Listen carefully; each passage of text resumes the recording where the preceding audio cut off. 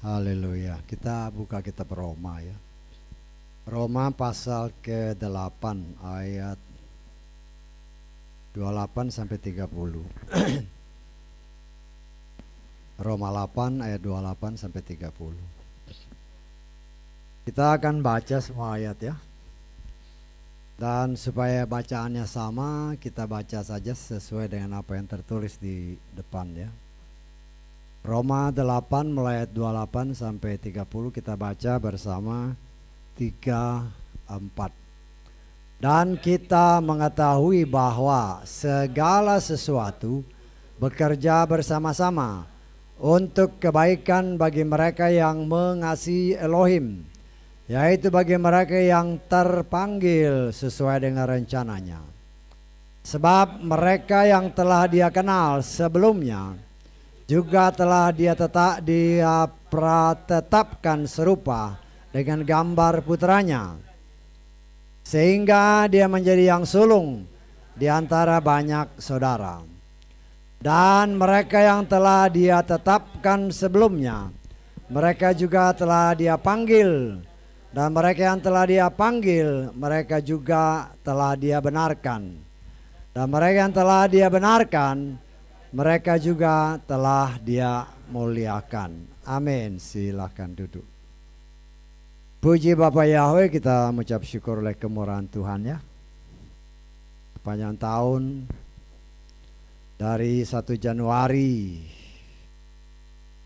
2021 jam 00 sampai menjelang 1 Januari 31 Desember 2021 jam 24.00.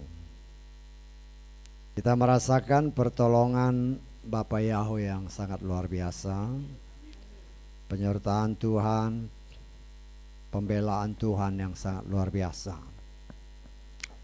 Dalam sepanjang menjalani kehidupan ini, kita masing-masing punya permasalahan, ya. Dan ketika kita menghadapi masalah, secara jujur ada kadang kita rasa takut, rasa khawatir, rasa bimbang, rasa putus asa. Tapi kalau kita melihat pada akhirnya, kita lihat semua Tuhan bereskan, ya. Jadi di sini kita belajar jangan khawatir, ya, karena semua itu memang Tuhan izinkan terjadi dalam proses yang sedang Tuhan kerjakan untuk kita menuju kepada kesempurnaan, ya. Nah, kita mengucap syukur ya, pada akhirnya oleh kasih kemurahan Tuhan, tinggal beberapa jam mendatang kita akan mengakhiri tahun 2021. Dan kita mengucap syukur kita bisa beribadah. Ibadah pengucapan syukur akhir tahun, ya. Banyak orang di luar sana akhir tahun mereka bukan beribadah, tetapi menyenangkan kedagingan, ya. Nah, kita melihat kalau nanti saudara baca mungkin besok berita-berita, banyak kejadian-kejadian buruk, pembunuhan dan segala macam kejahatan terjadi. Dan itu Tuhan izinkan terjadi untuk memperlihatkan bahwa, ya, kalau kita tidak berjaga-jaga di dalam Tuhan, ya, kan firman Tuhan jelas menyatakan bahwa dunia ini dikuasai oleh si jahat, ya. Dunia ini dikuasai si jahat, kalau kita tidak berhati-hati, ya bahaya. Nah, kita lihat satu ayat ya. 1 Yohanes pasal kelima ayat 19 ya. 1 Yohanes pasal 5 ayat 19. Supaya kita menyadari hal ini, kita tahu bahwa kita berasal dari Elohim. Perhatikan ayat selanjutnya. Seluruh dunia ditaruh di dalam yang jahat, ya. Terjemahannya kadang agak aneh ya. Di sini kalau saya punya sini tetapi seluruh dunia berada di bawah kuasa si jahat, ya. Jadi kalau terjemah kadang-kadang terjemahannya agak aneh. Cuman ya kita mengucap syukur kita punya beberapa terjemahan, jadi kita untuk pembanding ya, supaya kita jangan salah tafsir ya. Karena kalau salah baca ya salah tafsir nanti. Salah tafsir ya salah mengerti ya salah semua ya. Karena kita harus ingat bahwa iman itu datang dari pendengaran akan firman. Kalau salah yang didengar ya salah semua ya. Dan kita mengucap syukur Tuhan mengingatkan ya, dunia memang dikuasai oleh si jahat. Tetapi anak-anak Tuhan ya, anak-anak Tuhan tidak bisa dijamah oleh si jahat. Ya kalau saudara dengar tadi kesaksian ya, saya mengucap syukur ya. Dunia ataupun orang-orang yang orang dunia menyatakan orang-orang pintar ya. Kalau istilahnya dia mau lihat sesuatu, dia lihat dulu, dia pelajari dulu orang ini ya. Ini orang ini siapa ini ya.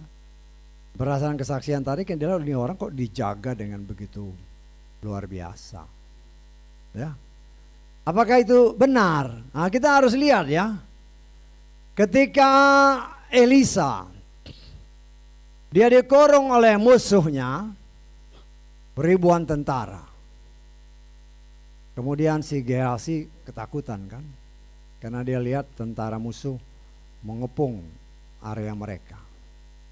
Terus dia berdoa, Elisa berdoa untuk Gehazi, Tuhan celikan matanya. Ketika dia dicelikan matanya, dia lihat, yang menyertai dia lebih dari tentara musuh. Nah, di sini kita harus lihat ya, berdasarkan kesaksian tadi, berdasarkan firman Tuhan itu digenapkan ya.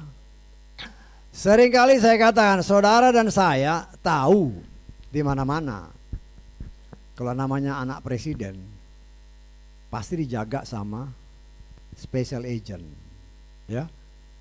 Special agent, ada agen-agen khusus yang tetap menyertai mereka dimanapun karena dia anggota keluarga daripada seorang presiden. Saudara dan saya adalah anak raja di atas segala raja-raja. Saudara dan saya adalah anak Bapa Yahweh yang Maha Kuasa.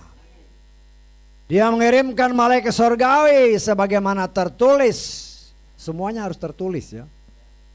Dalam kitab Keluaran 23 kita lihat ayat 20. Keluaran 23. Seringkali ayat ini saya keluarkan supaya saudara ingat ya. Jadi apa yang dinyatakan itu harus tertulis, bukan dikarang tapi tertulis ya. Ayat ke-20. Lihatlah, aku akan mengutus seorang malaikat ke hadapanmu untuk menjagamu dalam perjalanan dan untuk membawamu ke tempat yang telah aku persiapkan. Memang dia berbicara untuk bangsa Israel. Tetapi itu juga berlaku bagi saudara dan saya sebagai Israel rohani. Dia akan mengawali kita sampai ke tempat tujuan. Tujuan kita apa? Pengangkatan sorga. Dunia yang baru, langit yang baru. Ingat, Tuhan itu setia kepada janjinya, kepada firman-Nya. Nah, kalau kita imani, walaupun kita tidak melihat, ada malaikat surgawi di samping saya. Setan lihat, dia nggak bisa ganggu saya. Dia juga nggak bisa ganggu saudara asal saudara percaya bahwa ada malaikat yang menjaga kita karena kita anak raja.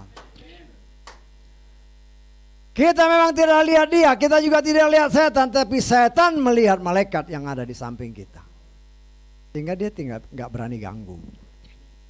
Asal kalau saudara baca ayat seterusnya, jangan mengecewakan dia. Artinya jangan berbuat dosa. Kalau berbuat dosa ya repot. Ya.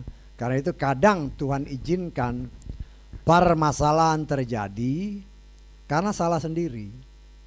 Ingat ya, malaikat ada di samping kita. Kalau saudara baca seterusnya ayat 21 dan seterusnya, jangan kecewakan. Dalam hal ini bukan saja malaikat tapi Roh Kudus yang ada di dalam saudara dan saya. Roh Kudus itu ada di dalam hati kita. Nah, kalau kita mengecewakan dia, artinya kita membuka celah bagi si jahat untuk masuk. Karena itu timbul permasalahan. Kalau timbul permasalahan, kita harus sadari, koreksi dulu diri, kenapa ini kok sampai terjadi begini. Ya, bertobat cepat-cepat dan ada tertulis, mengucap syukurlah dalam segala hal. Ya, itu perintah Tuhan. Ketika saudara dan saya mengucap syukur kepada Bapa Yahweh atas semua apapun yang terjadi ataupun yang Tuhan izinkan terjadi dalam hidup ini, kata firman Tuhan, tangan Bapa Yahweh tidak kurang panjang untuk menolong saudara dan saya. Telinga Bapa Yahweh tidak kurang tajam untuk mendengar, bahkan menjawab doa-doa kita, asal ya kita tetap berjalan dalam firman-Nya. Ya, kita cuman ya seringkali kan, itulah kasih karunia. Tuhan izinkan kita melihat segala sesuatu, merasakan segala sesuatu, mendengar segala sesuatu dengan indera kita. Berbicara indera, berbicara juga jiwa. Karena itu jiwa ini yang harus diselamatkan. Karena itu jangan heran apabila Yesua berfirman, ada tertulis, apabila kita menerima firman dengan hati yang lemah lembut, ya, maka kita akan mengerti firman itu. Karena firman itu yang sanggup menyelamatkan jiwa kita. Sehingga panca indera kita, walaupun kita melihat, kita mendengar, kita merasakan, dengan 5 indera yang Tuhan berikan, semua itu tidak akan mempengaruhi kehidupan kita dalam kesetiaan kepada Bapa Yahweh. Tetapi ya itulah kasih karunia, ya terserah kan. Masing-masing diberi pilihan masing-masing. Tuhan tidak pernah memaksa. Nah, saudara yang dikasihi oleh Bapa Yahweh, firman-firman tadi saya percaya sudah sering kali didengar, apalagi ayat 28 kan, bahwa kita tahu segala sesuatu.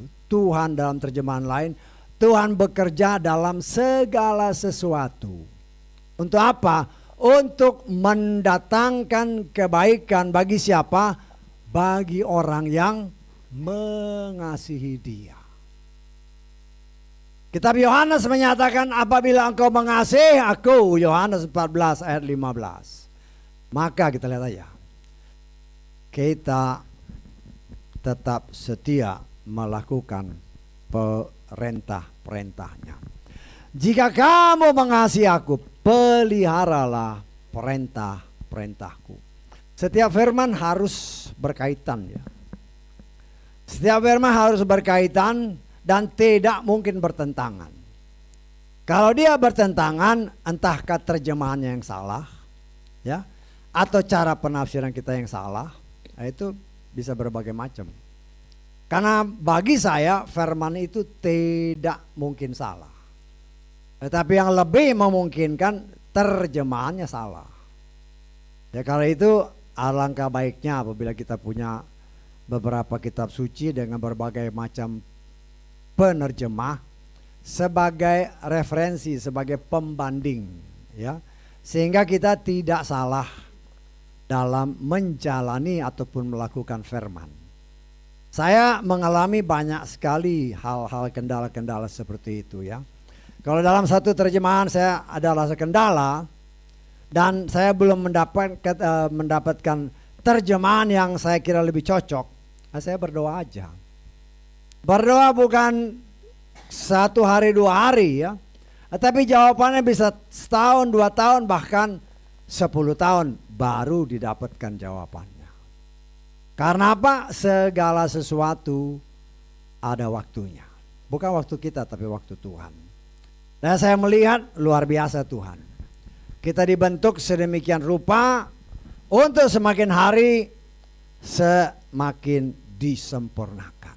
Genaplah apa yang dikatakan, bahwa Tuhan bekerja dalam segala sesuatu Untuk apa? Untuk mendatangkan kebaikan bagi saudara dan saya yang mengasihi Dia, yang tetap memelihara dan melakukan firman-Nya. Kita harus ingat bahwa Tuhan itu mau menyelamatkan kita. Tetapi yang menjadi pertanyaan, mau nggak kita ikut? Ya, karena seringkali firman Tuhan itu bertentangan dengan kedagingan kita.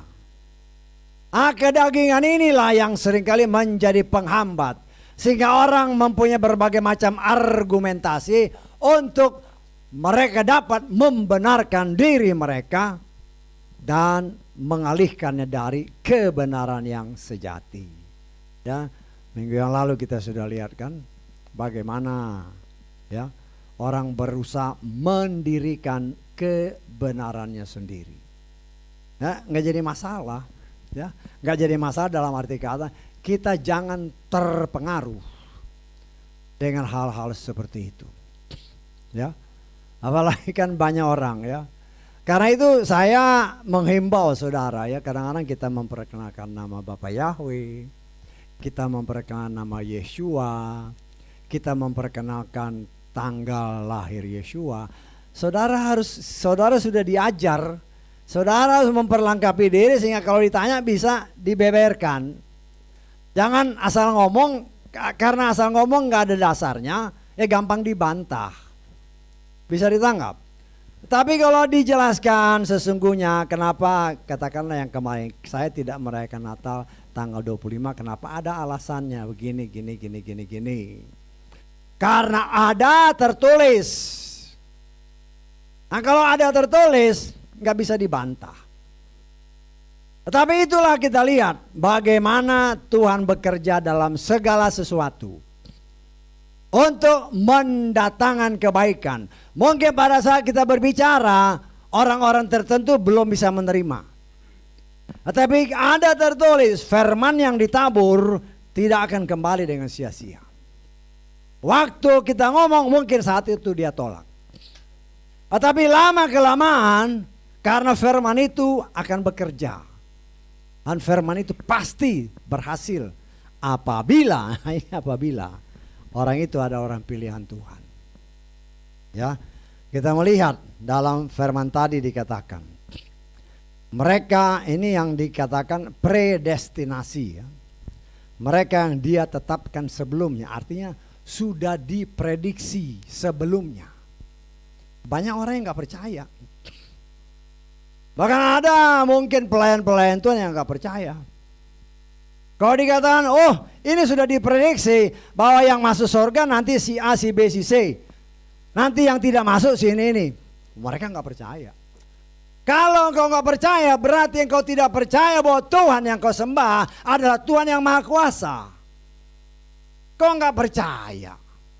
Apalagi kalau sampai pelayan Tuhan bilang, oh gak mungkin. Boh, kok gak mungkin? Bisa dibuktikan gak? Ya banyak buktinya. Salah satu contohnya, seringkali at least 1 bulan 1 kali kita baca dalam Yohanes pasal 13. Yesus berkata, kamu yang sudah mandi tidak perlu mandi lagi karena sudah bersih. Tetapi tidak semua bersih. Bisa ditangkap, kita lihat Yohanes pasal 13 ya. Ini kan setiap acara perjamuan basuh kaki kan dibacain ayat ini. Haleluya. Kita baca ayat ke-10 11 lah. Ya, Yohanes 13 ayat 10 11. Yesus berkata kepadanya, seorang yang sudah dimandikan tidak mempunyai keperluan selain membasuh kaki, tetapi dia sudah bersih seluruhnya. Dan kamu memang bersih, tetapi apa? Tidak semuanya. Ini predestinasi. Tuhan sudah tahu bahwa Yudas itu pengkhianat. Dia sudah tahu. Ya. Kita lihat lagi Yeremia pasal 1. Ya. Yeremia pasal 1 ayat ke-5.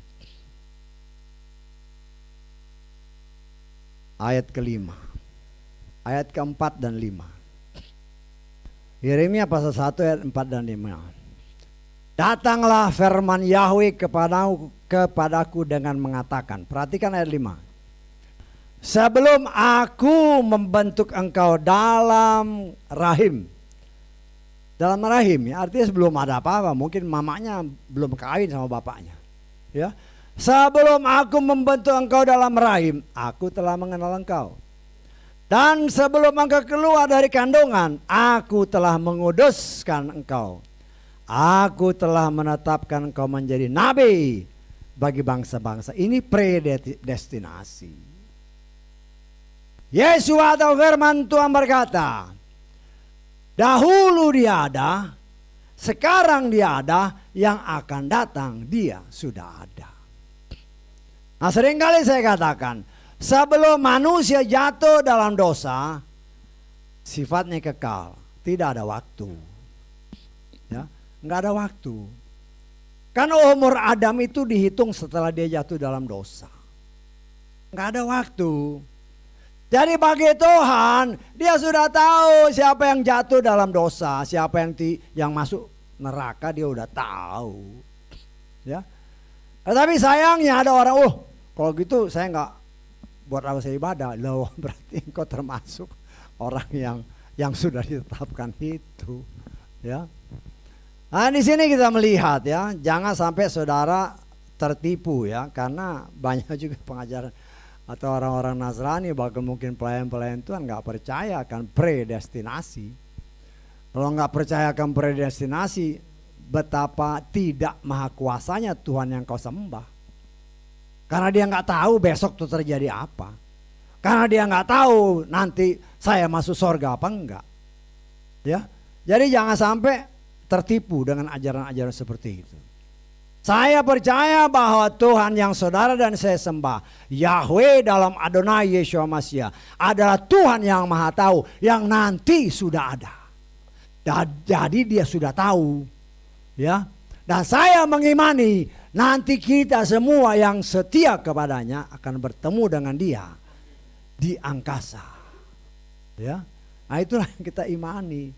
Nah, kalau kau nggak percaya bahwa Tuhanmu maha kuasa, loh, bagaimana?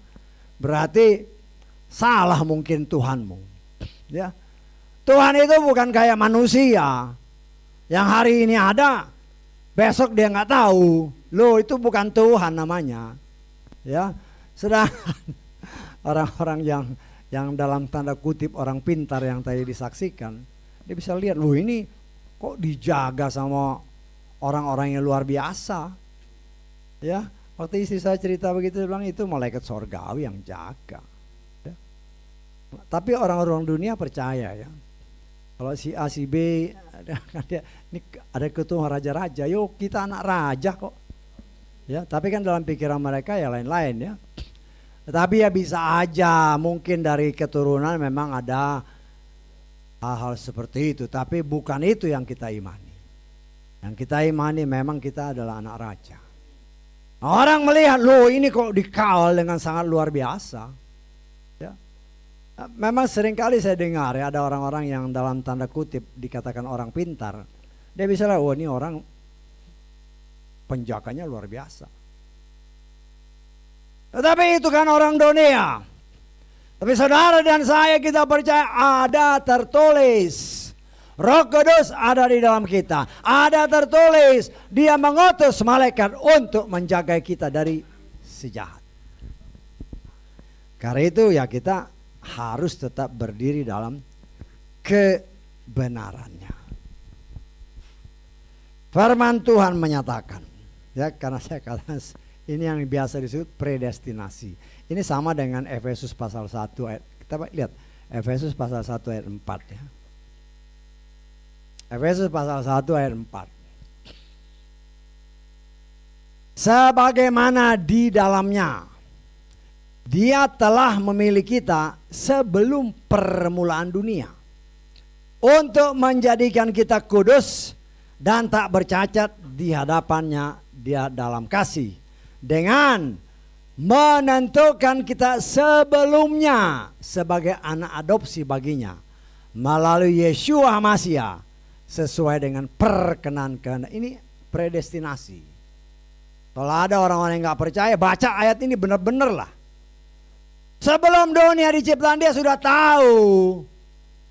Ya kalau saya mau memisahkan supaya saudara gampang nangkep. Sering nonton film kan? Atau paling sedikit nonton sinetron. Apa sinetron apa yang sekarang lagi hebat nih. Ya, ada anak gadis ini tahu. Ya. Udah tahu belum akhirnya? Bagaimana? Endingnya tahu nggak? Nggak tahu. Tapi sutradaranya tahu. Betul nggak? Sutradaranya tahu endingnya bagaimana. Apalagi Bapak Yahweh. Dia sutradara untuk kehidupan semua manusia. Manusia tidak tahu bagaimana endingnya, tapi dia sudah tahu. Sama seperti pembuat film. Dia yang sudah tentukan, oh kamu berperan sebagai orang yang baik ya. Kamu pemeran utama, kamu ini yang berperan sebagai si jahat, ini kamu peran utamanya. Dia yang ngatur semua. Ketika orang masih bingung, masih marah-marah ketika filmnya berjalan beratus-ratus jilid. Orang nggak tahu endingnya gimana, berarti sutradaranya bagus. Sutradaranya bagus, endingnya orang bertanya bagaimana endingnya, bagaimana endingnya. Nggak ada yang tahu, tetapi sutradara sudah tahu endingnya. Kenapa? Karena dia yang buat. Apalagi Tuhan kita. Biar didengar semua orang di luar sana, apalagi namanya pelayan Tuhan yang nggak ngerti, yang berani mengatakan oh ini nggak benar, oh bagaimana ini? Ya, apa yang saya pelayan Tuhan dong ini nggak, loh. Berarti Tuhanmu siapa? Banyak orang-orang Nasrani yang nggak percaya ya. Nggak mungkin, lu nggak mungkin.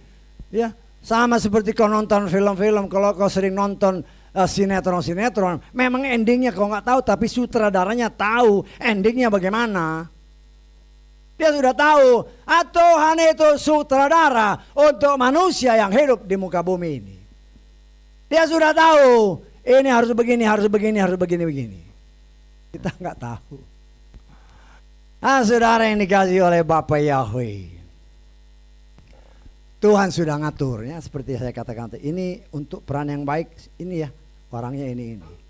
Yang jahat ini, yang ini. Ya kita ngambil contoh sinetron lah. Sudah ditentukan kan, ini begini, ini begini. Ya. Artinya Tuhan sudah tahu siapa yang selamat, siapa yang tidak selamat. Apa ada? Ada ayatnya. Ada ayatnya, semua tertulis kata firman Tuhan. Ya, kita lihat di dalam 2 Petrus pasal kedua ayat 12.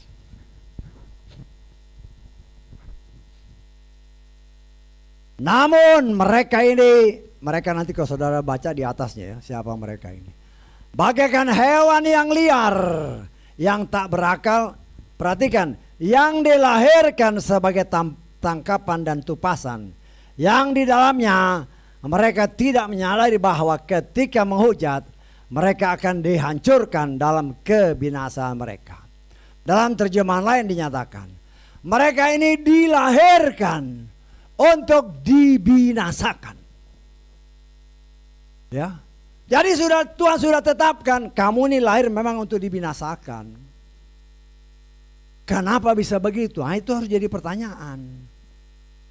Ya, ini yang jadi pertanyaan, kok bisa gitu Tuhan? Ya, jadi ada orang yang ditetapkan untuk diselamatkan, ada orang yang ditetapkan untuk dibinasakan. Orang yang ditetapkan untuk dibinasakan sebagaimana tertulis dalam kitab Matius pasal 13 ayat 18 19.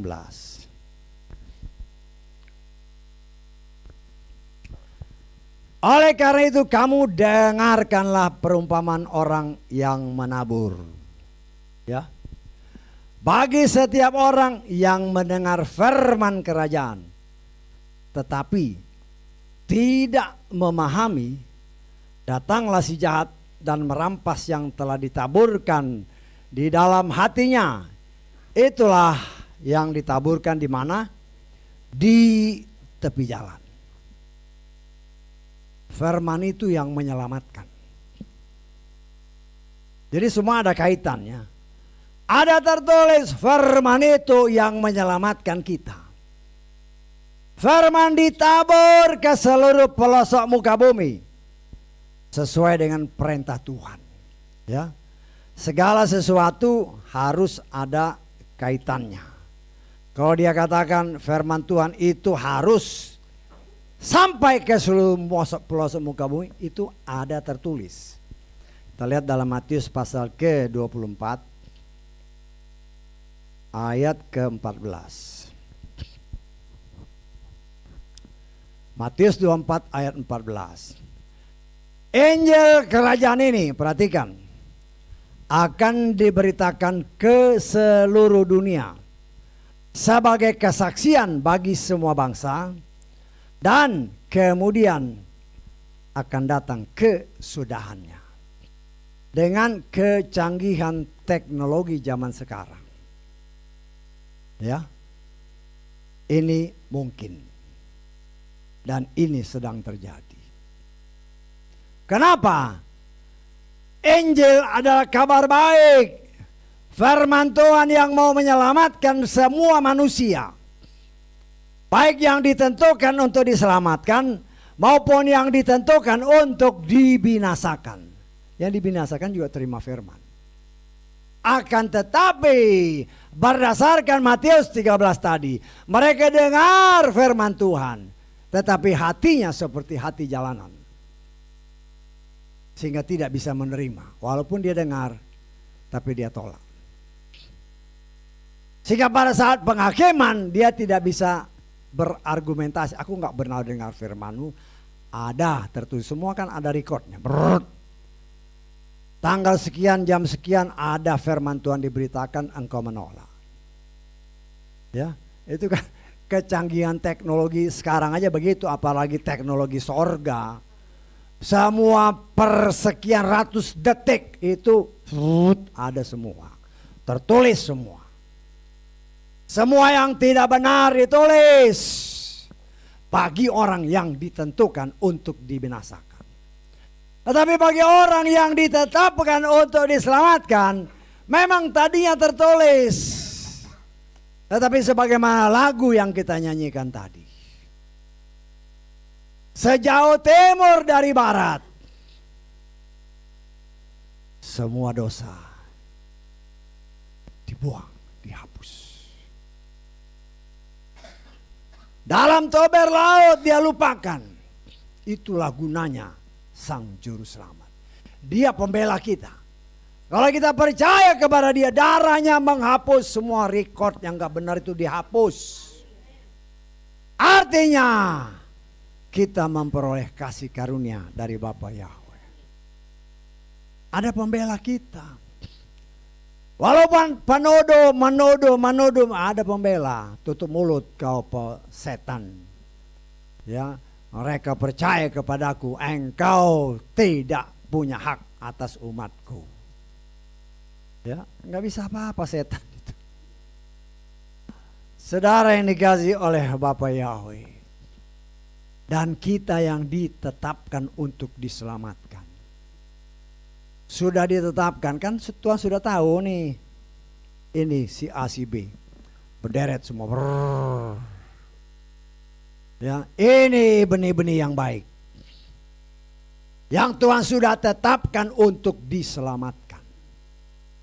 Jadi panggillah. Ya kan firman Tuhan tadi kata ditetapkan, kemudian dia panggil. Dengan berbagai macam cara Tuhan memanggil. Seperti yang mungkin kita, saudara dan saya kerjakan bagi keluarga besar kita.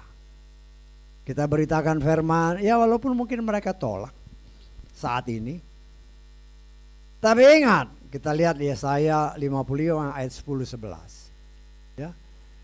Yesaya 55 ayat 10 dan 11.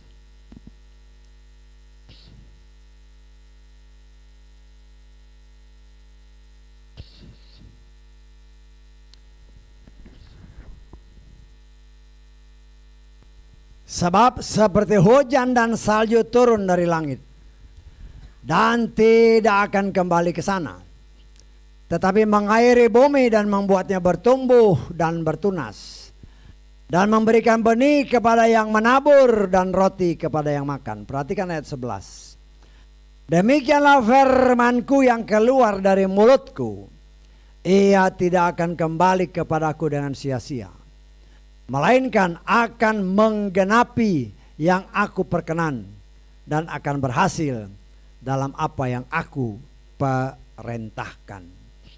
Karena itu seringkali saya ingatkan, kalau kau bicara, kalau kita berbicara dengan siapapun, dalam pemberitaan firman khususnya, dalam kita berusaha memperkenalkan firman, harus ada dasar firmannya. Kalau nggak ada dasar firmannya, ya kita nggak ada kekuatan. Seringkali kan saya ingatkan, jangan kita memberitakan firman pakai pikiran. Kalau pakai pikiran pasti kalah. Tapi kalau kita beritakan firman seperti ada tertulis, maka firman itu menggenapkan janjinya sendiri. Tuhan setia kepada janjinya, karena dia bilang, dia beritakan firman, engkau dan saya dipakai sebagai kepanjangan lidahnya Tuhan untuk menyatakan kebenaran. Mungkin saat kita memberitakan, firman itu ditolak. Tetapi kalau dia umat pilihan Tuhan, firman itu yang akan bekerja, bukan lagi kita. Firman itu yang bekerja. Dan jelas dikatakan dia akan berhasil. Ya, nah itu ada rekodnya nanti. Wah, ini kamu ada nilai tambah ini, memenangkan jiwa-jiwa ini. Ya, kita segala sesuatu harus sesuai dengan apa yang tertulis. Ya, ada demikian kita lihat jiwa-jiwa yang memang sudah ditentukan, dipanggil Tuhan melalui saudara dan saya. Karena itu jangan malu memperkenalkan nama Yahweh. Ya, kalau kita digerakkan oleh Roh Kudus beritakan tentang Yahweh, ngomong aja. Bagaimanapun tanggapannya, tapi jangan untuk dipertentangkannya. Kalau bertentangan ya mendingan diam aja. Berarti mungkin belum saatnya, atau Tuhan izinkan itu terjadi, ya diam. Ya, jangan sampai karena pertentangan akhirnya berantem, ya buat apa, nggak ada gunanya. Ya, Tuhan itu nggak perlu dibela. Tuhan hanya perintah beritakan firman.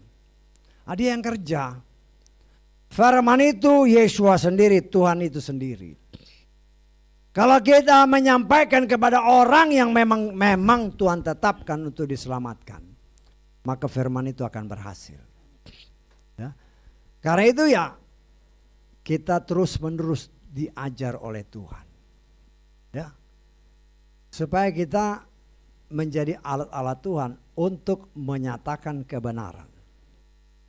Jangan sampai kita menyatakan sesuatu karena pikiran, bahaya. Ya. Kalau karena pikiran pasti kalah. Karena itu bukan kehendak Tuhan. Tetapi kalau kita menyatakan ada tertulis, kalau ditolak ya biar aja. Ya, jangan dilanjutin. Ya, biar firman itu yang bekerja, yang penting sudah ditabur. Sepatah kata, kata Matius pasal 8, Markus 7 ayat 7. Sepatah kata itu firman Tuhan. Ya, Matius 8 ayat 8 kita lihat ya. Matius 8 ayat 8. Haleluya.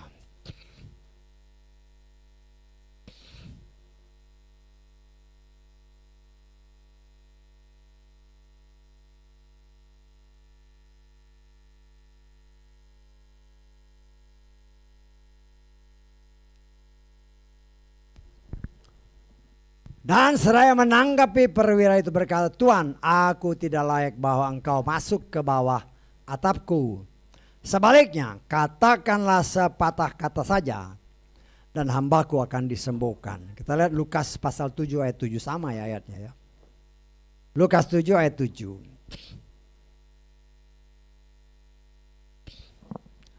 Karena itu aku pun menganggap diriku tidak layak untuk datang kepadamu. Namun katakan dalam sepatah kata dan hambaku itu akan disembuhkan. Itulah iman seorang perwira. Ngomong sepatah kata aja.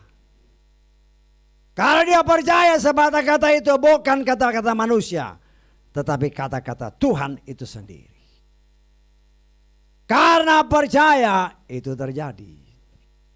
Nah, demikian juga dalam kita belajar untuk melayani Tuhan. Ya.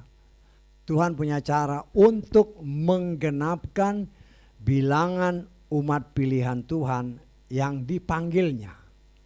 Ya, ingat ya bahwa sekarang ini semua sedang bekerja bersama-sama. Bangsa Yahudi digenapkan bilangannya.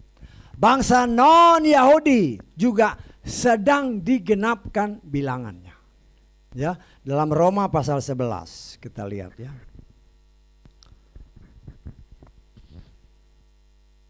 Ayat ke-25 dan 26.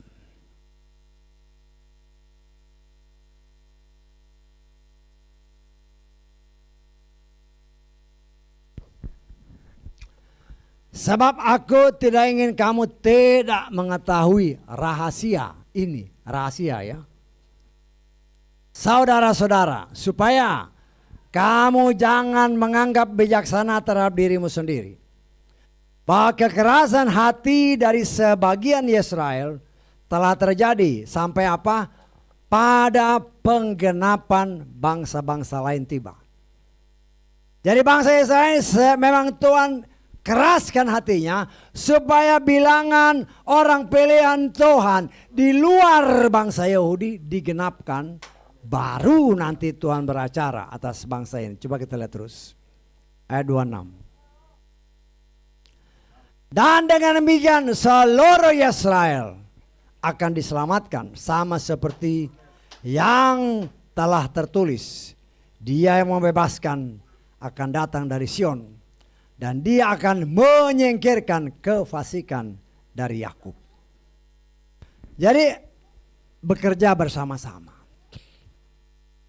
Bagi Tuhan untuk orang-orang Israel semudah, bahkan lebih mudah daripada orang membalikkan tangan.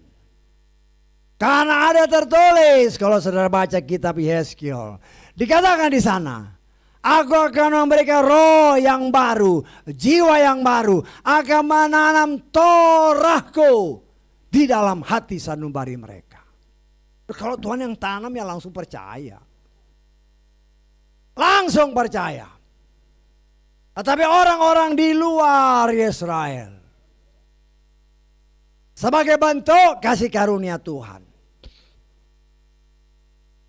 Karena 2000 tahun terakhir yang kita jalani sekarang, ini adalah masa anugerah. Di mana Roh Kudus dicurahkan khususnya bagi orang-orang non-Yahudi.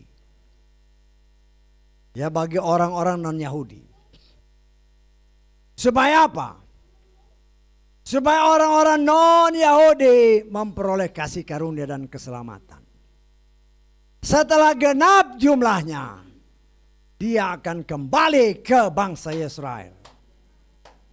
Ini kan digenapkan. Beberapa waktu yang lalu saya lihat kan. Oh, di Jazirah Arab sana. Petinggi-petinggi duduk untuk meresmikan gereja. Loh, kok bisa? Kok bisa? Loh, Tuhan yang bekerja. Karena ingat ya, orang-orang keturunan di daerah sana ada juga banyak anak-anak keturunan dari Bapak Abraham. Ya, jadi kita harus ingat itu. Saya pernah baca buku waktu si Grace itu masih kecil kan, masih kelas 0, kelas TK itu. Kelas TK ya. Mamanya kerja kan, saya nganter dia ke sekolah kan. Saya antar, dia masuk pagi, nanti jam 12 keluar kalau nggak salah, jam 2 atau jam 1. Saya antar dia, Daripada saya bolak balik kan, ya saya antar terus saya taruh mobil di parkiran, saya jalan-jalan lah keliling Bogor kan. Jalan kaki 3 jam 4 jam sekalian olahraga kan. Biasanya saya mampir ke toko Gramedia. Saya lihat ada buku, buka. Salah satu buku yang saya baca. Salah satu buku, ini buku di Gramedia saya baca. Ya. Dikatakan di sana. Saya tidak tahu kebenarannya, tetapi itu tertulis di buku ya. Saya lupa bukunya namanya apa. Tapi bahasa Indonesia. Menurut buku itu, Raja Arab Saudi itu masih ada darah Yahudinya. Ada darah dari Abraham. Ya, kalau kita lihat ya, mungkin bisa aja benar. Ya, bangsa ini kan nggak pernah ngutuki bangsa Israel. Gak pernah. Artinya yang kita lihat segi positifnya, di Jazirah Arab sana banyak keturunan Bapak Abraham. Yang juga Tuhan mau selamatkan dengan caranya. Beberapa tahun yang lalu tidak mungkin gereja bisa diresmikan dengan resmi dan dihadiri oleh pegawai pemerintah. Kok sekarang bisa? Kalau Tuhan sudah balik ya pasti bisa. Apalagi anak sulungnya. Karena ada tertulis ya, Dia akan memberikan roh yang baru, jiwa yang baru. Dan Dia akan menanam Torahnya di dalam hati sanubari bangsa pilihannya. Kalau itu Dia yang ngomong, siapa yang berani bantah? Kalau Tuhan yang ngomong begitu, itu pasti terjadi. Tidak mungkin tidak. Ya. Artinya, kalau bangsa-bangsa lain, kita lihat ya dalam Yeskiel pasal, nanti saudara baca ya semua ya. Yeskiel 36, saya ambil sedikit aja. Ayat ke-26 sampai 28. Yeskiel 36. Aku juga akan memberikan kepadamu hati yang baru. Aku akan menaruh roh yang baru di dalam kamu. Aku akan menjauhkan hati batu dari tubuhmu. Aku akan memberikan kepadamu hati daging. Aku akan menaruh rohku di dalam kamu. Dan akan membuat kamu berjalan dalam ketetapan-ketetapanku. Dan kamu akan memelihara peraturan-peraturanku. Dan melakukannya. Kamu akan tinggal di negeri yang telah aku berikan kepada leluhurmu. Dan kamu akan menjadi umatku. Dan aku akan menjadi Elohim bagimu. Ini janji Tuhan. Ini janji Tuhan. Sebagaimana orang-orang di Jazirah Arab sana. Begitu mudah setelah Tuhan pelintir rohnya. Dari kekerasan. Sekarang paling sedikit firman sudah diberitakan. Oh, ada umat pilihan di sana. Dan bagaimana caranya? Firman diberitakan. Itulah cara Tuhan memanggil umatnya. Dan masih ada banyak jiwa-jiwa yang tidak mempunyai hati seperti jalanan, tetapi bisa menerima firman. Tapi ini pun proses setelah dipanggil oleh firman Tuhan. Mereka yang sudah ditentukan Dia panggil. Oleh firman diproses. Dengan berbagai macam cara. Semua yang tidak benar disingkirkan. Oh, kata firman Tuhan untuk bangsa Israel. Dia beri roh yang baru. Dia berikan mereka mampu untuk melakukan semua peraturan dan ketetapan yang setelah sekian lama mereka abaikan. Ribuan tahun mereka abaikan. Tapi kalau Tuhan bilang, ya Tuhan mau balik, lebih mudah membalikkan tangan bagi Tuhan Ya, bagi kita kan seperti semudah membalikkan tangan. Bagi Tuhan jauh lebih mudah dari membalikkan tangan karena Dia yang punya kuasa. Dan itu sedang terjadi. Ruach Kodes bekerja sampai ke sana. Sebentar lagi melangkah masuk ke Yesrael. Artinya apa yang dikatakan di dalam kitab Yeskiel 36 akan segera digenapi. Saudaraku yang dikasih oleh Bapa Yahweh, kita mengucap syukur oleh kasih kemurahan Tuhan. Kita boleh mengakhiri tahun 21 yang tinggal beberapa jam ke depan. Nah, oleh kasih kemurahan Tuhan kita boleh memasuki dan menjalani tahun yang baru. Ya, saya himbau nanti sebentar malam sekitar jam pergantian waktu. Ya, mungkin jam 12 kurang sampai jam 12 lewat atau jam 1 kurang. Berdoa. Berdoa sama Tuhan. Mengucap syukur atas apa yang Tuhan sudah lakukan sepanjang tahun 21. Mengucap syukur oleh kasih kemurahan Tuhan kita boleh memasuki tahun yang baru dan menjalaninya. Kita tidak tahu apa yang di depan sana. Tetapi Bapamu dan Bapakku, Yahweh dalam Adonai Yeshua Masih, Dia sudah tahu. Jangan percaya dengan omongan orang-orang yang menyatakan nggak mungkin. Dia sudah tahu. Apa yang akan terjadi, Dia sudah tahu. Ya, serahkan ini semua kepada Dia yang sudah tahu. Tuhan mau kita percayakan ke dalam tangannya. Jangan dengar orang-orang yang berbagai macam, ya seperti kesaksian tadi kan, pressure makin besar. Pressure memang makin besar bagi dunia. Ingat ya, bagi dunia. Bagi anak-anak Tuhan, engkau dan saya ada di dalam lindungan Tuhan. Sehingga pressure itu tidak akan pernah bisa menyentuh kita. Karena kita ada di dalam Dia. Ya, kita percaya aja.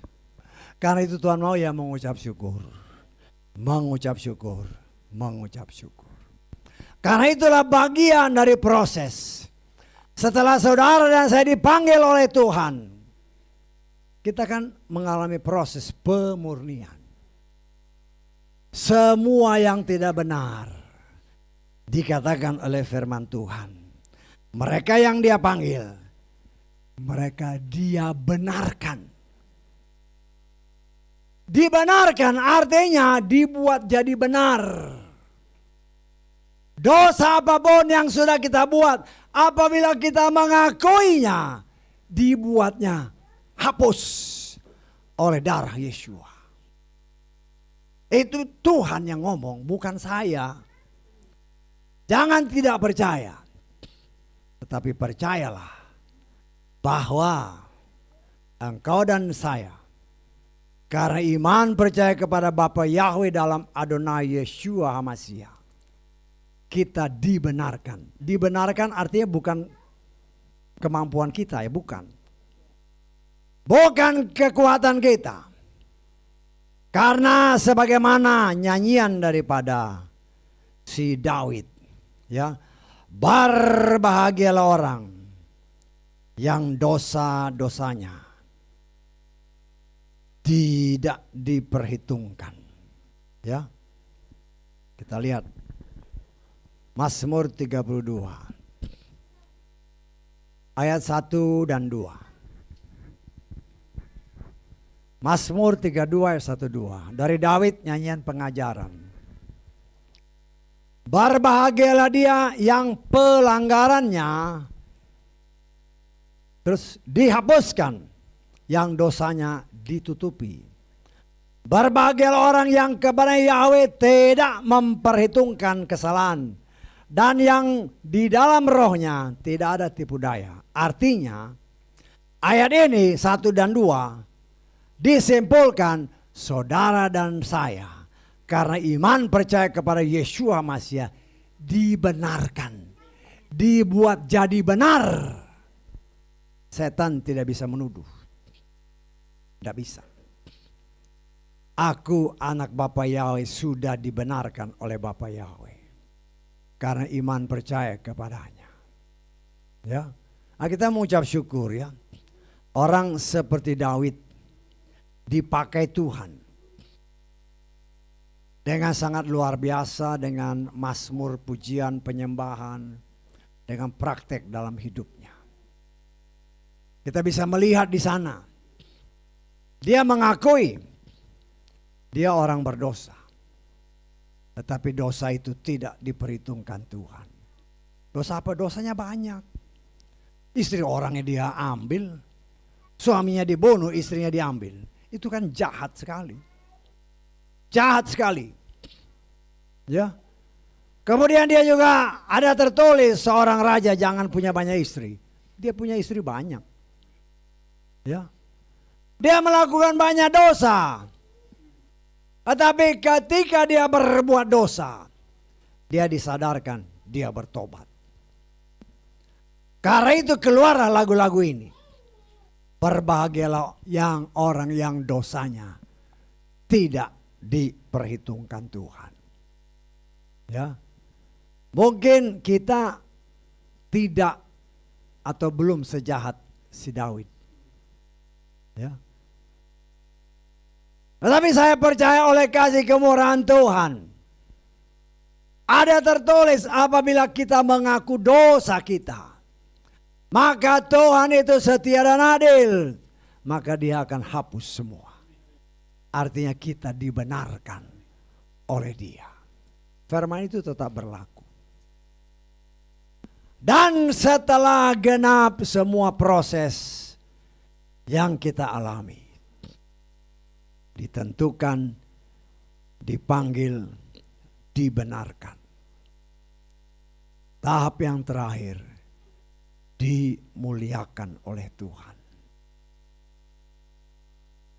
Tuhan mau mengembalikan kemuliaan yang telah hilang karena dosa Hawa dan Adam.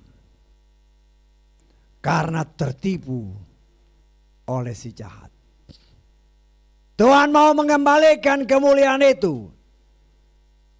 Ya kalau tadi ada kesaksian. Ya, kalau kita sudah sempurna tembok ini nggak ada artinya. Ya, Yesua kan waktu murid-murid lagi sembahyang dalam ruangan tiba-tiba dia ada di dalam. Ya, nggak ada pengaruhnya. Ya, kita mau kemana? Karena nanti kan kita di bumi ini 1000 tahun. Kalau nanti belum pernah ke Amerika, nanti gampang, langsung. Pengen ke Amerika, tahu-tahu di Amerika. Mau kemana udah, karena kita wujudnya sudah beda. Kita sudah sempurna. Ya, dan kita akan menjadi hakim bersama dia, menjadi raja bersama dia.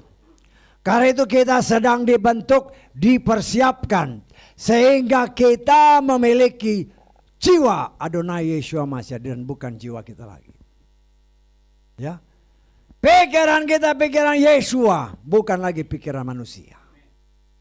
Karena itu jiwa kita ini sedang diproses oleh Tuhan. Ketika menghadapi proses, terjadi pemberontakan antara keinginan daging dengan keinginan Tuhan.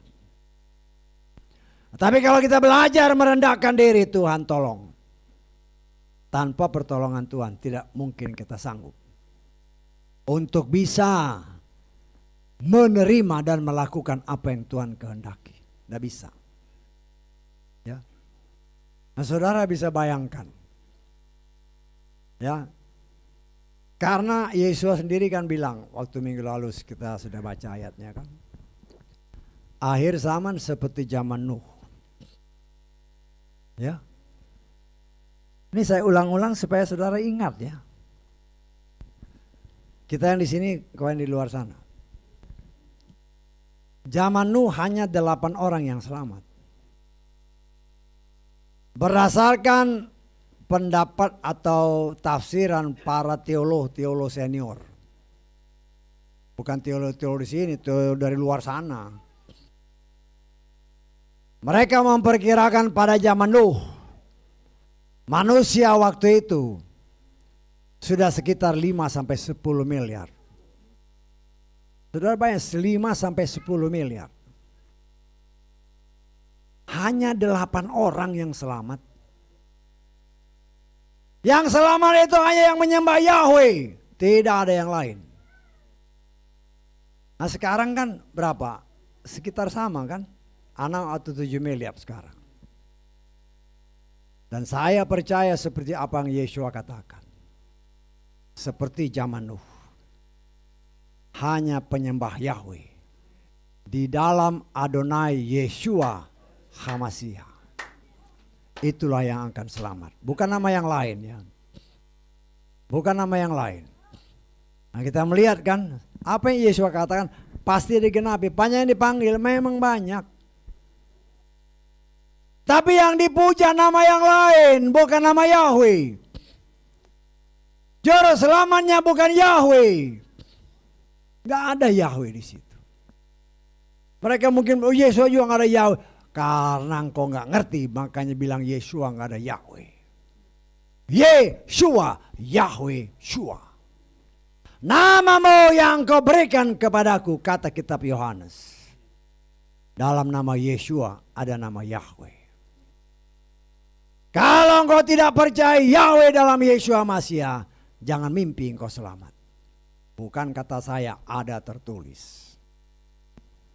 Dan saya memang belakangan ini saya ingat-ingat lagi. Apa yang dikatakan Matius pasal 7 itu. Tuhan, Tuhan, aku menyembuhkan orang dalam namamu. Tuhan, Tuhan, aku membangkitkan orang mati dalam namamu. Pergi engkau pembuat kejahatan. Kalau dia dalam pakai nama Yeshua, pasti Tuhan gak ngomong kayak gitu. Oh tapi mujizat terjadi, jangan sesat. Mujizat setan pun patung nanti dia kasih nyawa. Ingat ya, zaman-zaman akhir nanti si anti Hamasya patung dia kasih nyawa. Itu yang mengakibatkan banyak orang yang menyatakan ini pasti Tuhan. Ya makin tersesatlah. Tapi bagi kita yang mau menerima dengan segala kerendahan hati, belajar. Apa yang saya katakan nanti saudara selidiki lagi. Ini yang dikatakan gembala benar apa enggak? Karena itu seringkali segala yang saya katakan kita baca sama-sama. Nanti kau gali lagi. Nah, saya sendiri kadang-kadang saya gali lagi. Saya dengarkan apa yang dihotbahkan saya dengar. Kadang-kadang ada sesuatu yang Tuhan buka yang saya tidak sadar. Tetapi itulah cara Tuhan mengajar saya. Saya dengar. Kadang-kadang saya juga tahu ini salah ini. Salah pernah sekali waktu pengajaran saya bilang kan. Oh Goliat tingginya 6 kaki. Bukan 6 kaki, 6 hasta. Saya bilang, oh salah ini. Saya langsung tahu, oh kok salah nih salah. Bukan kaki ya. 1 kaki itu 30 cm. Tapi hasta itu sekitar 50 cm. Kalau 6 hasta ya 3 meter lebih. 6 hasta 1 jengkal. Nah itulah gunanya kita merekam ya. Dulu-dulu kan ya ada bagus kalau kita lihat dari segi positifnya. Dengan adanya pandemi kita baru mulai rekaman. Baru kita siarkan. Baru saya bisa dengar ulang. Ya. Baru saya dengar oh saya salah di sini. Ya, saya harus akui.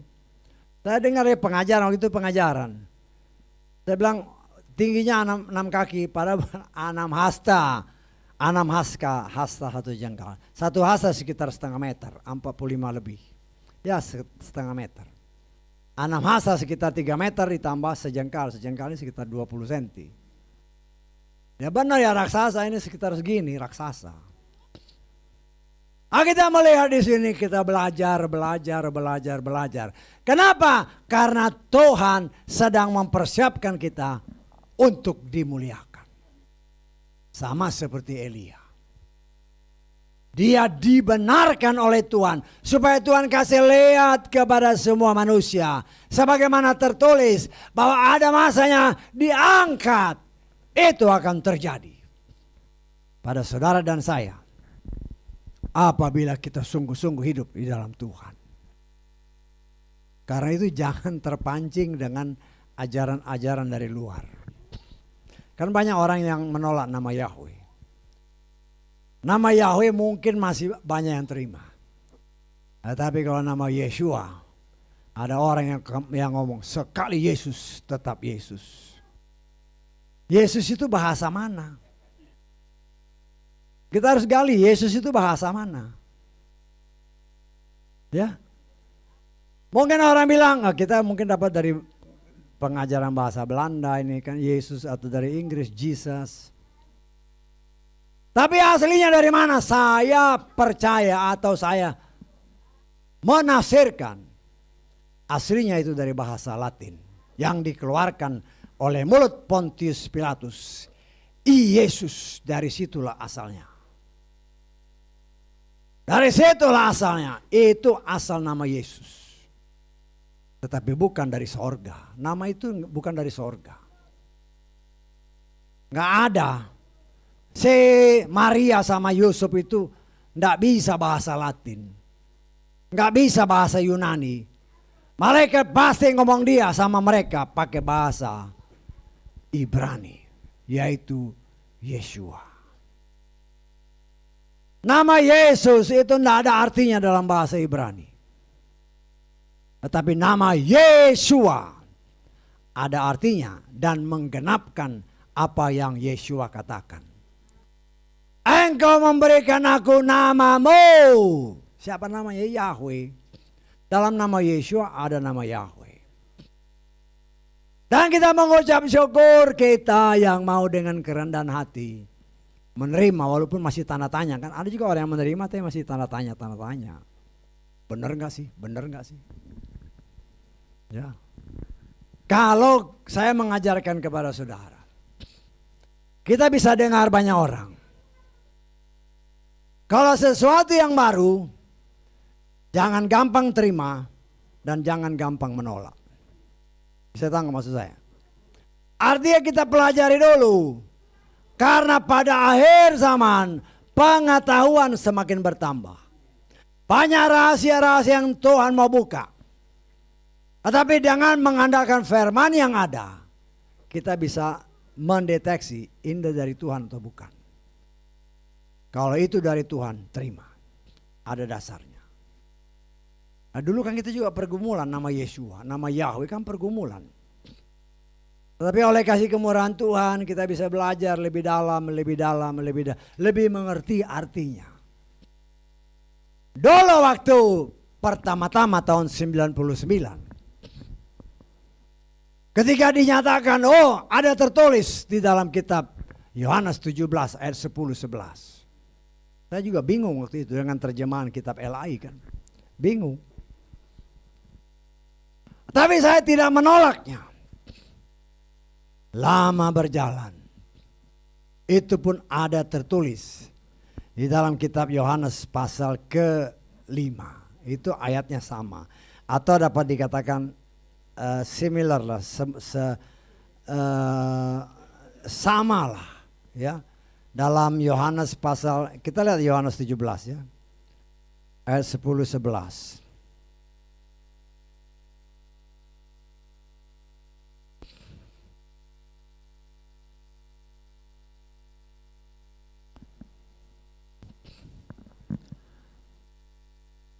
Tapi terjemahan ini kalau nggak salah ada yang aneh. Tapi nanti kita lihat ya. Yohanes 17 ayat 10-11. Ya. Dan semua milikku adalah milikmu dan milikmu adalah milikku. Dan aku telah dimuliakan di dalam mereka. Saudara perhatikan ayat yang ada di sini sama kitab suci saudara ya. Karena di sini ternyata ada yang kurang bagus, kurang tepat. Dan aku tidak lagi berada di dunia tetapi mereka ini masih ada di dunia. Aku datang kepadamu Bapa yang kudus. Pelihara mereka dalam namamu. Yakni mereka yang telah engkau berikan kepadaku. Supaya mereka dapat menjadi satu sama seperti kita. Itu ayatnya. Tapi kalau terjemahan saya khususnya ayat 11 ya. Ayat 11 ini ya, saudara lihat. Saudara bandingkan ya di ayat 11 coba. Mulai ayat 11. Nah ini terjemahan saya ya, lugas. Aku tidak lagi akan berada dalam dunia, karena aku akan datang kepadamu, tetapi mereka ini masih ada di dalam dunia. ya Bapa yang kudus, pelihara mereka dalam namamu, yakni nama yang telah engkau berikan kepadaku, supaya mereka dapat menjadi satu sama seperti kita. Agak beda kan? Agak beda. Karena di sini tidak ada ayat yang menyatakan namamu yang engkau berikan kepadaku. Tidak ada di sini. Tetapi dalam Yohanes pasal 5 ayat 43 kita lihat. Kalau saudara nggak baca hati-hati, teliti, bisa salah ya. Saya mengajarkan supaya saudara teliti. Ayat 43. Aku telah datang dalam nama Bapakku. Nah itu. Aku telah datang dalam nama Bapakku. Nama Bapa adalah Yahweh. Engkau cari dengan rumus apapun, dalam nama Yesus nggak ada nama Bapa. Nggak ada nama Bapa. Bisa ditangkap? Saya ngajar belak-belakan aja ini. Biar orang lain juga di luar sana dengar. Dalam nama Yesus nggak ada nama Yahweh. Tetapi dalam nama Yeshua, Y-nya itu Yahweh. Shua itu menyelamatkan. Jadi dengan pembukaan-pembukaan yang semakin Tuhan singkapkan, semakin membuat saya dikuatkan bahwa saya percaya kepada nama yang benar, dan saya berani memberitakan khususnya bagi jemaat yang Tuhan percayakan bagiku untuk kulayani dan kugembalakan, sebagaimana tertulis dalam Yesaya 3 ayat 17, engkau penjaga Israel. Engkau penjaga supaya umatku berjalan di dalam kebenaranku. Saya harus berani, makanya saya belajar untuk menyatakan apa yang tertulis. Kenapa? Karena saudara dan saya sedang dipersiapkan sebagaimana Roma 8 untuk dimuliakan. Sebagaimana dahulu Bapa menciptakan Adam dan Hawa sempurna tanpa cacat. Tetapi Tuhan kan buka semua. Tuhan, saya mau ucap syukur dalam tahun ini ada beberapa banyak yang Tuhan buka. Khususnya bagi saya, dan saya bagikan kepada saudara yang ada di sini, yang ada di luar sana kalau kau percaya. Ya.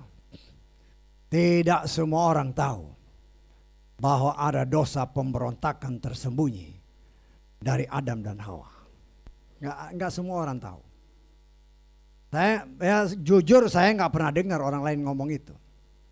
Hanya orang dengar Hawa jatuh dalam dosa, Adam jadi ikut-ikutan dosa. Tapi tidak pernah bertanya, kenapa Tuhan izinkan mereka dicobai? Itu harus jadi pertanyaan. Bisa ditangkap, saya mengajak saudara supaya kritis ya. Kritis dalam arti kata, kita bertanya kenapa Tuhan? Kan bukankah kita Kejadian menyatakan Tuhan menjadikan manusia, menempatkannya secara khusus di taman yang dia buat. Itu kan khusus Taman Eden itu untuk manusia. Artinya pasti Tuhan jagai. Tetapi kok Tuhan izinkan setan masuk, bahkan Tuhan lempar si jahat itu ke Taman Eden. Kan berarti ada sebabnya. Disitulah Tuhan buka bagi saya khususnya, saya bagikan kepada saudara. Ada dosa yang tersembunyi yang dilakukan oleh Adam dan Hawa. Dan itu kembali terulang. Ini baru lagi. Baru lagi ini. Ketika Babel didirikan.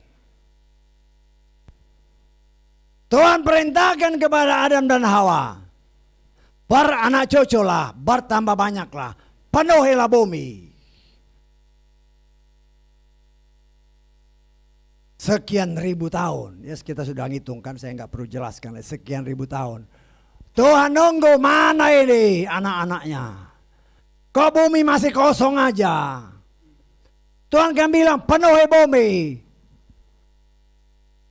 5.000 tahun mereka tidak punya anak. Atau tidak mau punya anak. Atau lupa akan perintah Tuhan. pemberontakan tersembunyi. Karena itu Tuhan izinkan setan masuk ke Taman Eden. Ketika dicobai langsung jatuh. Kenapa langsung jatuh? Kan pertanyaannya harus segitu. Karena mereka sudah berontak, maka Tuhan izinkan mereka jatuh. Nah, saya katakan terulang kembali di Babel. Kenapa? Tuhan bilang penuhi bumi. Tetapi keturunan yang ada waktu itu, kita berdirikan menara Babel supaya kita jangan terpecah-pecah. Pemberontakan terjadi.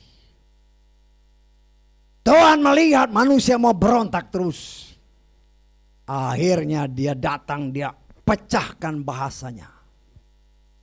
Akhirnya otomatis terpisah. Karena pemberontakan, Tuhan hancurkan. Tetapi ingat, pada akhir zaman, karena bahasa kasih, karena kasih, yang tadinya terpecah belah, umatnya terpecah belah, karena bahasa kasih, Tuhan mau kumpulkan. Tuhan mau kumpulkan. Kalau umpamanya saudara ada di tempat-tempat umum gitu ya, di tempat-tempat umum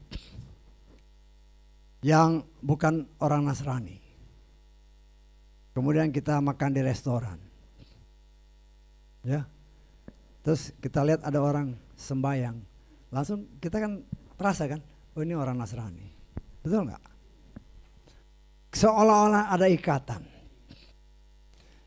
kasih, orang ini percaya kepada Tuhan yang walaupun dalam tanda tanya sama apa enggak.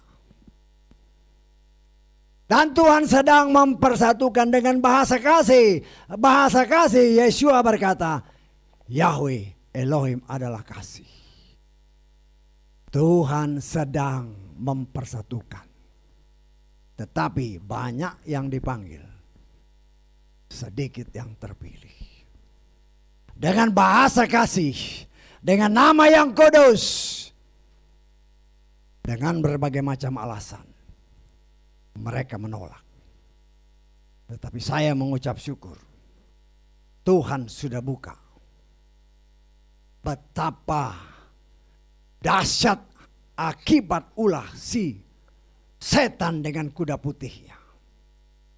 Sehingga orang yang tadinya begitu percaya karena ditipu oleh si setan.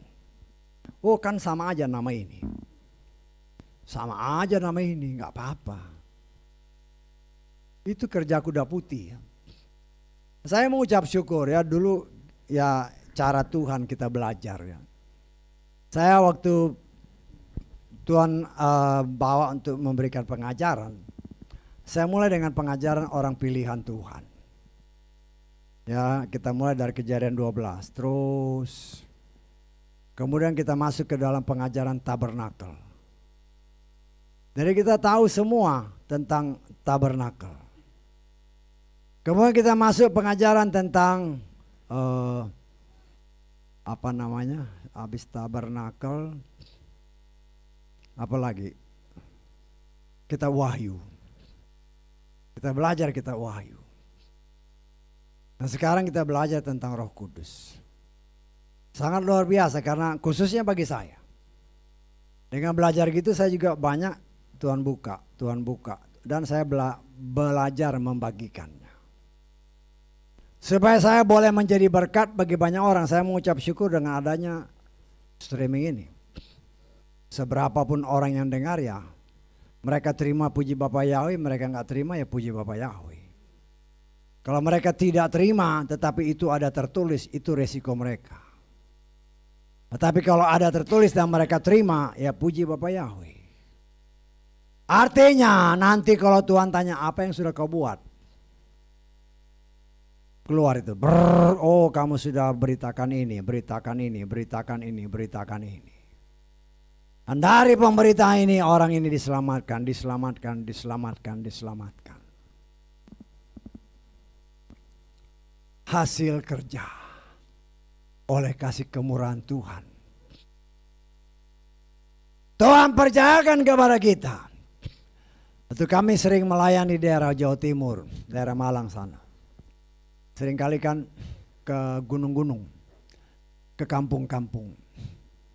Jangan saudara kira kampung-kampung rumahnya reot-reot ya. Tidak. Kita lihat, rumahnya bagus. Waktu itu tahun 90-an kan, udah pakai antena itu. Parabola. Terus yang bimbing kita nih, Pak, kalau Bapak lihat orang yang rumah-rumah bagus ini, ada keluarganya yang kerja di luar negeri. TKI entah perempuannya, entah suaminya. Hasilnya dia kirim kemari bangun rumah. Arti rohani. Apa yang saudara dan saya kerjakan di sini. Saudara dan saya adalah tenaga kerja sorgawi. Yang saudara dan saya kerjakan di sini, itu akan menentukan nanti rumahmu di sana. Aku pergi untuk menyediakan tempat bagimu. Terus kau bayar pakai apa? Apa yang sudah kau hasilkan? Saya langsung terpikir seperti itu ya ketika orang itu ngomong di sana. Ini mereka hasil dari luar, Pak. Kalau kita kembali ke sorga, kalau ternyata rumahmu reot, jangan marah sama Tuhan. Itulah hasil kerjamu. Nah, saya percaya di sana nggak mungkin reot. Tetapi pasti ada perbedaan. Kenapa saya bilang ada perbedaan? Karena sistem sorgawi, sistem kerajaan. Dia raja. Ada deretan. Jangan punya pikir, nggak apa-apa lah saya yang penting saya masuk di pintu. Itu pikiran tidak benar itu. Ya. Istilahnya mau merendah, tetapi itu ada kesombongan rohani yang kau tidak mau bekerja untuk Tuhan. Bukan begitu. Berdoalah Tuhan, aku mau menjadi orang yang berguna untuk kemuliaan. Ya, sehingga dengan demikian kehendak Tuhan untuk kita dimuliakan. Benar-benar bukan saja Tuhan senang, tetapi kita sebagai umat Tuhan yang sudah menjalani tahun ini dengan segala macam rintangan dan permasalahan, kita boleh melihat Tuhanku sungguh luar biasa. Tuhanku senantiasa menyertai aku. Haleluya, amin. Mari kita bangkit berdiri.